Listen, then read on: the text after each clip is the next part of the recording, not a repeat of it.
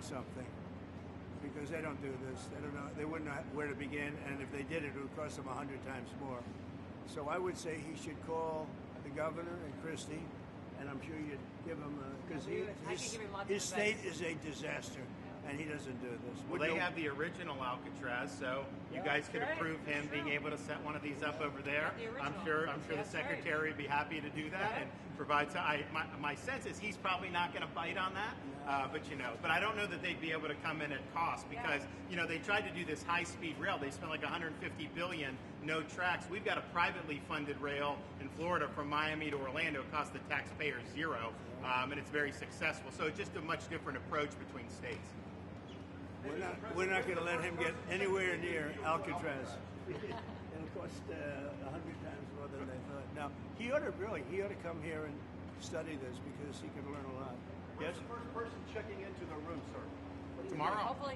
Hopefully tomorrow, within the next 24 hours. They have the doctors, they have all the professionals. There's going to be a security sweep because there have been civilians here, so they will sweep this multiple times to make sure there's nothing can be used as weapons or any contraband. And then once that's cleared, then they'll do. So it's really up to Secretary. I know has got people in the queue, and so they'll be ready to receive. I think our viewers at home should note that this is air-conditioned facility. So if any of the news claims are keeping them out in the hot, humid South Florida, that is wrong. It's probably 62 degrees here, to be honest.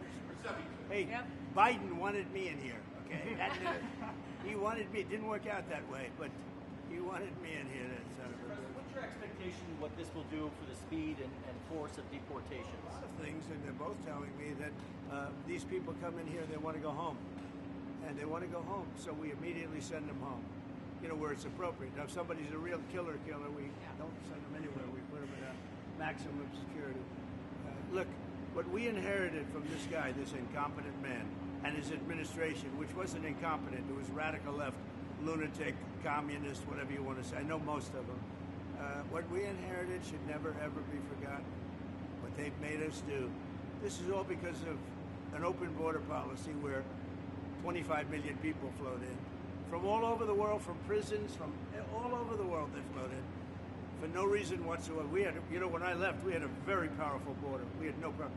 He opened it up, day one. He just opened the border, and people couldn't believe it. That's right. They were standing there. What are they doing?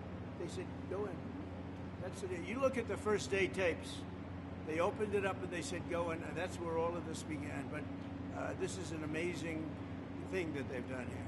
Really but listen, people don't have to come here. If they self-deport and go home, they can come back legally. We will let them come back legally. And there is a lot of self-deportation. Yes. But if you wait and we bring you to this facility, you don't ever get to come back to America. You don't get the chance to come back and be an American again and work here. So they weren't with us when the President and Secretary Kevin and I, we went through the intake. So right when you do the intake, they have the information about voluntary departure. They have the ability. Obviously, you guys are funding that because it's a lot cheaper to do it that way. So even if they get brought to the front doorstep here, they still have an opportunity to just go back voluntarily, and then this way they're not. Let's say they get in here, like, hey, I want to stay here, I want to go back. We can put them on a plane that day and take them home. We'll buy their plane ticket, go home, and then they get the chance to come back legally. If they wait and say we're not going to do that, they can come back legally after a period. Mr. President, you talked recently about the idea of finding some way to get farm workforce and service sector workforce, and I think you've discussed somehow a program of people leaving on a sponsorship and coming right back. Can you give us a little more detail about that and why, in the view of some hardliners, it's not amnesty? Take care of our farmers and hotel workers and various other people, and we're working on it right now, and Ron's going to be involved, and you're involved already. So we have a lot of cases where ICE will go into a farm, and these are guys working there for 10, 15 years, no problem. The farmers know them. We're going to put, it's called farmer responsibility or owner responsibility, where they're going to be largely responsible for these people. And they know these people. They've worked on the farms for 15 years, and all of a sudden so I have a great, Ron does, Kristi does, we have a great feeling for the farmer and for others in the same position. And we're going to give them responsibility for people. And we're going to have a system of signing them up so they don't have to go. They can be here legally. They can pay taxes and everything else. They're not getting citizenship, but they get other things. And the farmers need them to do the work. Without those people, you're not going to be able to run your farm. Mr. President, you and the governor tangled pretty hard in the 2024 election. You stand here now. Yeah, you stand here now as partners on this effort. How would you describe the relationship, and what future does Governor DeSantis have? I think it's a 10. Maybe 9-9, because there might be a couple of little wounds. So maybe it's 9-9. I think we have a 10. We get along great.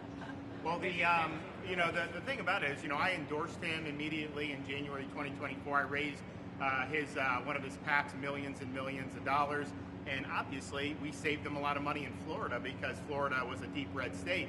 He didn't even have to do a rally in Florida, whereas 2016 and 20, this was like ground zero. And so we've been, really happy to do that. And then we've worked very well on this and other issues with Florida. And you can call him at any time, and he wants to be helpful for governors. I mean, I can tell you that.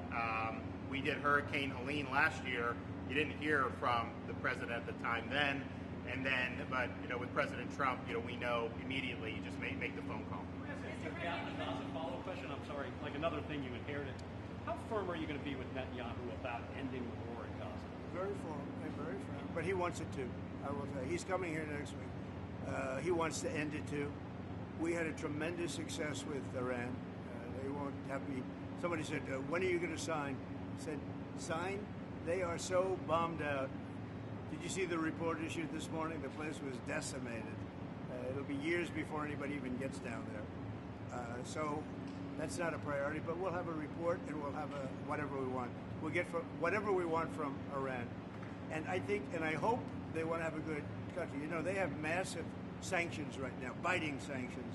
It's going to be very hard for them to do anything with those sanctions. And I look forward to maybe there'll be a time when we get along with them and they can rebuild their country. Is there a point where you tell Netanyahu, like, you got to end this now, you got to strike a deal? Well, he wants to. I can tell you he wants to, and I think we'll have it.